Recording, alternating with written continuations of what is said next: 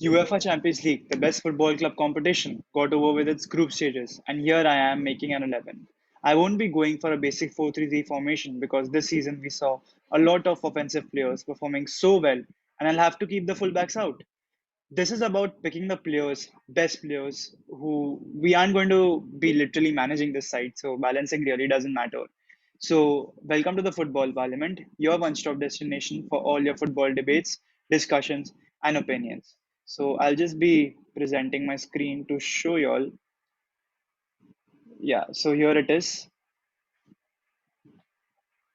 Starting off with the keeper, it's going to be Thibaut Courtois, as you all can see. For me, he is the best keeper in the world. If not the best, he has to be top three. He has been very consistent in the last two to three seasons. He's kept Madrid alive in so many games this season itself. In both the legs against Inter Milan, the second leg against Shakhtar, that's 3 games out of 6.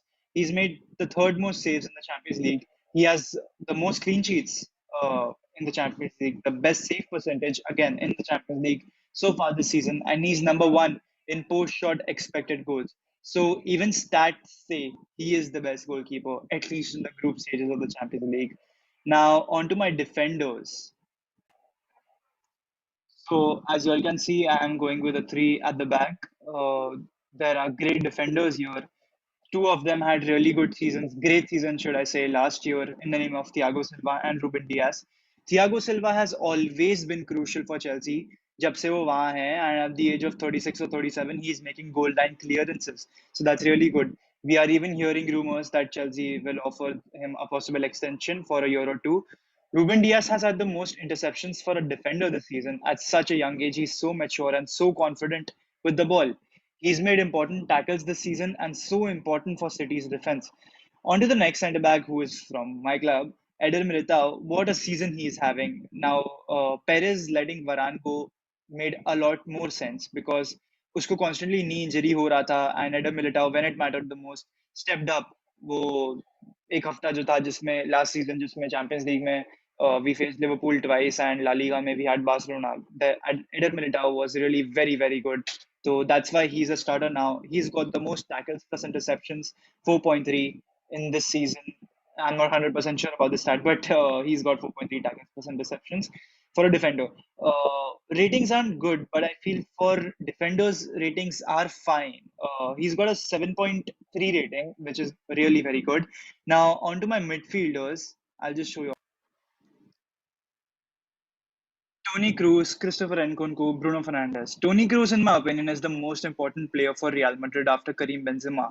He's the brain of this team. He dictates the game, sets the tempo, flawless long passing. He can break defenses with his vision, and he's won 2 to 3 MOTMs in UCL this season. He's also scored 2 goals, a free kick and a long range banger against Inter Milan. So he's had a really very good group stage so far. Let's see what he brings in the knockout stages. Now on to my next player, Christopher Nkunku. Although Leipzig failed to go further in the Champions League, Nkunku was their best player. He scored 67 goals. He's a highly versatile player. He can play on the right, center, cam, and even as a right forward. So RB Leipzig aren't really where they should be right now, but soon, in my opinion, they will catch their pace with this player in their team. Now, talking about my cam, Bruno Fernandes, he's got 6 assists in the Champions League this season, and in terms of scoring, he isn't really where he should be.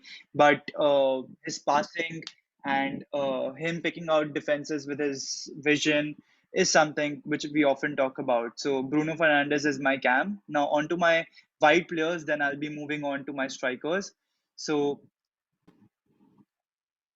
my wide players are Ronaldo and Salah. Salah is on the right and Ronaldo is, of course, on the left. I know that Ronaldo is a striker now. He's not exactly that wide player how he used to be a decade back, but he's still a very good goal scorer at the age of 36.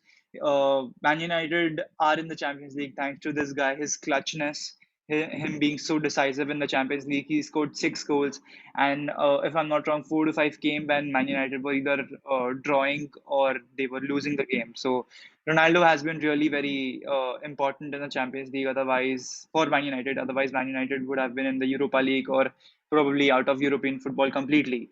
Now, Mohammed Salah, he's been exceptional this season ever since it started.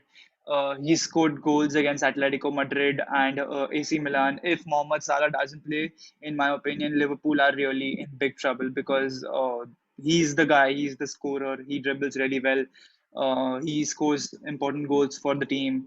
Of course, there are other players like Firmino, Jota, and Sadio Mane. But when you look at a Liverpool game, they've got plenty of goals. You look at Mohamed Salah always being there consistently. So those are my wide players sorted. Now on to my strikers. Robert Lewandowski and Sebastian Haller from Ajax. Talking about Robert Lewandowski, he probably deserved a Ballon d'Or, probably the 2021 and maybe the 2021 as well. But he didn't win any of them. Now back to the Champions League. He scored 9 goals and has 2 assists in the Champions League so far. That's 11 GA in 6 games. He's taken 19 shots on target, and out of that, he's got 9 goals. So that also talks about his finishing. Now, the other player is Sebastian Haller, who, in my opinion, has been the best player in the group stages, apart from all your Salahs, Benzemas, Ronaldos, etc. Sebastian Haller has got 10 goals in the Champions League group stages. Ajax are through to the round of 16, and Sebastian Haller becomes the second player in the Champions League history after Cristiano Ronaldo in 2017-18 to score in all 6 group games. So that's really very good from Sebastian Haller as well. So guys, this was my starting 11 group stage. You've got Thiago Silva, Diaz, and Militao making the defense along with Courtois and goal. Cruz, Nkunku, and Fernandez. Although I do know that Nkunku isn't at his preferred position, but we really don't care about the proper balance or the exact formation. We're just trying to keep all the players that are deserving for spots.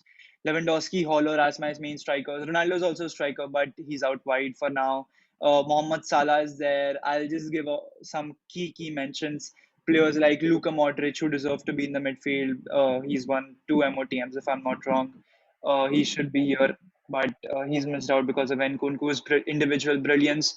Then other players like Vinicius Junior, who has got 2 goals and really very good goals and 4 assists for Vinicius Junior. Then there is another player, a striker, in fact, Benzema, who's missing this lineup. Then Thomas Muller, who could have been here instead of Fernandez. So everyone has their preferences. And if you all are talking about Vedant, what about the fullbacks? I'll just name 2 fullbacks who should be there, but have gone for a more offensive lineup. But I'll still mention them. Those are Trent Alexander-Arnold and Cancelo. You could also make a case for Reece James or probably even Danny Carvajal. But this is my lineup, guys. I hope you all really like this video. If you're watching till the end, please make sure to subscribe to the channel, comment your thoughts on this lineup. What changes would you make? And if you've got suggestions for us, do let us know in the comments again. Stay tuned for more.